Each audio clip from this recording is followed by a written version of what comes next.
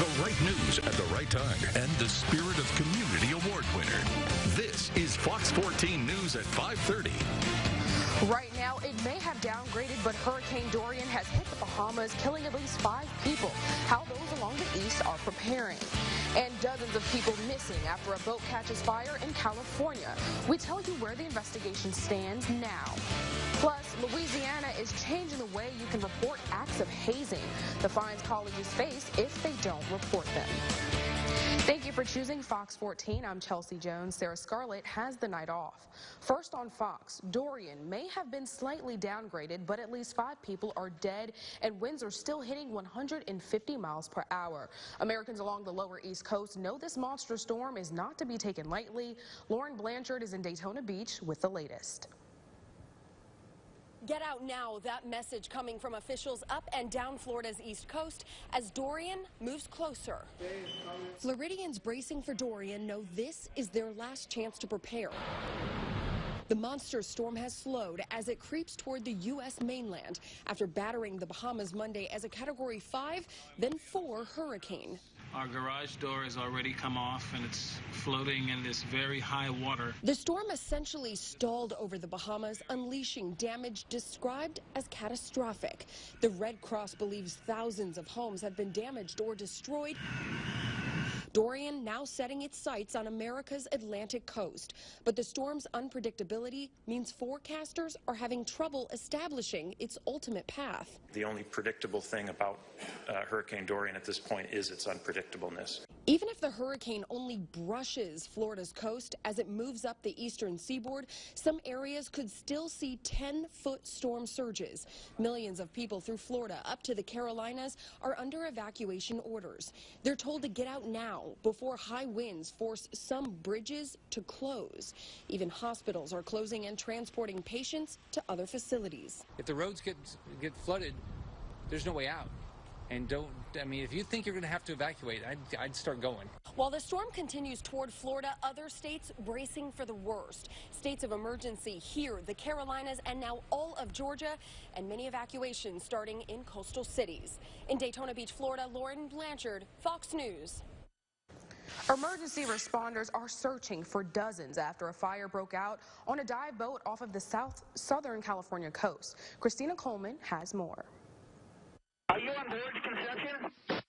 Roger, there's 33 people on board the vessel that's on fire. They can't get off.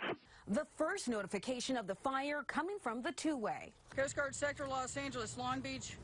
Watchstanders overheard a mayday call via Channel 16 of an engulfed 75-foot commercial diving vessel with 39 people aboard. Dozens are missing and feared dead after a dive boat caught fire off the Southern California coast early Monday morning. The flames broke out before dawn aboard the Conception, which was about 20 yards off the coast of Santa Cruz Island. 5 crew members were rescued, and the Coast Guard is searching for other people who may have been able to escape. The only mayday call we received was the vessel was engulfed in flames.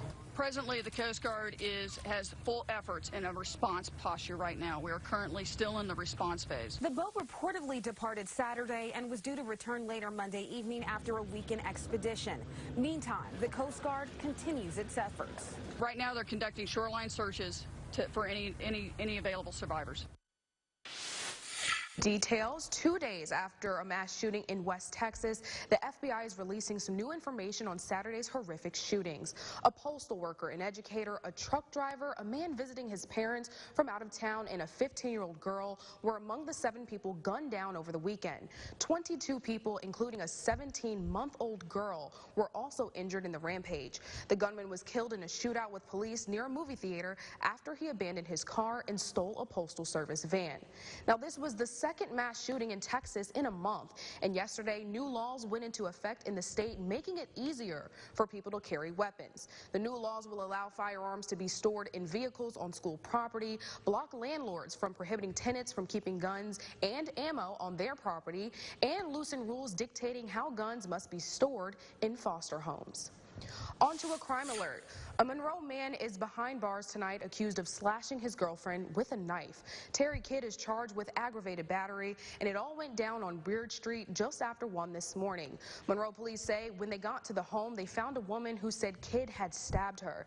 The victim says Kidd became aggressive after she caught him cheating on her. She says he grabbed a knife and slashed her on the left forearm. Meantime, another Monroe man is behind bars for allegedly holding a woman against her will for 3 days. Monroe police say an informant led them to Willis, England, after they had not heard from the victim in several days and heard loud noises coming from England's apartment. When officers arrived, they found the woman. England, who was trying to escape out of the back window, was taken into police custody. He faces a number of charges, including false imprisonment.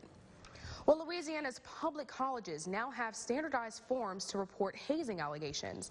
The Board of Regents developed specific forms for both colleges and organizations to provide hazing allegations to law enforcement. The forms include sections to explain actions taken to respond to the claims, and the board adopted the forms at its meeting last week, along with the policy requiring any school or organization to publicize credible hazing allegations on its website. Some redactions are allowed. The standardized forms and toughened disclosure come in response to new anti-hazing requirements enacted by lawmakers this year. Colleges face a fine of up to $10 grand if they fail to report those claims. Ouachita Parish Mosquito Abatement District will be spraying for mosquitoes this week. They will spray tomorrow night, and that spray time will be from 9 p.m. until around midnight, and residents are encouraged to stay indoors in this time. Well, many stores are closed to observe Labor Day today, and while they might have affected your plans, one local shop stayed open to serve sweet treats to smiling faces. Fox 14's Hunter Elise has more on this story. Hunter? Chelsea, Debbie's Snowballs and Ice Cream Shop on Cypress Street is the perfect Labor Day snack. With tons of flavors and nonstop service from noon to 7 p.m., her shop is proud to serve the community this Labor Day. The shop started about 14 years ago and has now become a hit here in West Monroe. 2 drive-thrus and 2 walk-up serving windows allow customers to enjoy the shop however their heart desires. The shop stays busy throughout the year and is open almost every day. Yes, always on the holidays.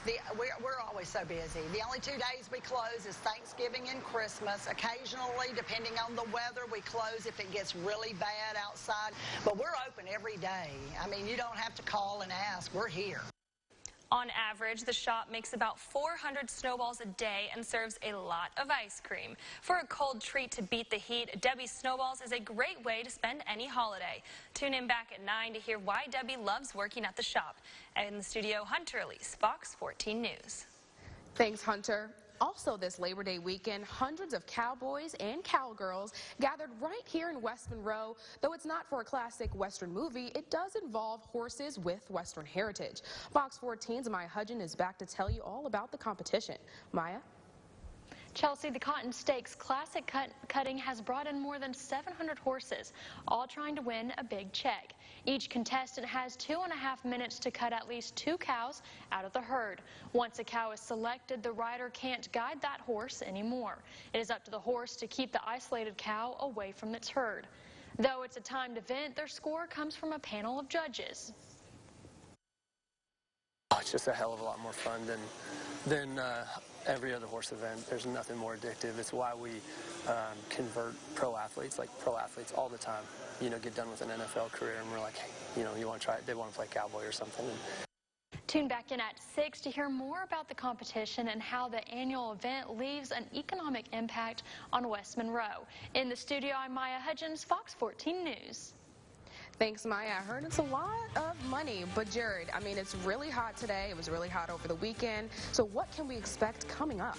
That's the big kicker, Chelsea. Most locations will continue to see hot and humid conditions. The plus side to it is that more than likely we'll continue with the sunshine, but the rain chances, unfortunately, will stay out of the forecast. We'll take a look and the latest on Major Hurricane Dorian. That's as Fox 14 News at 5:30 continues. To Animal Health.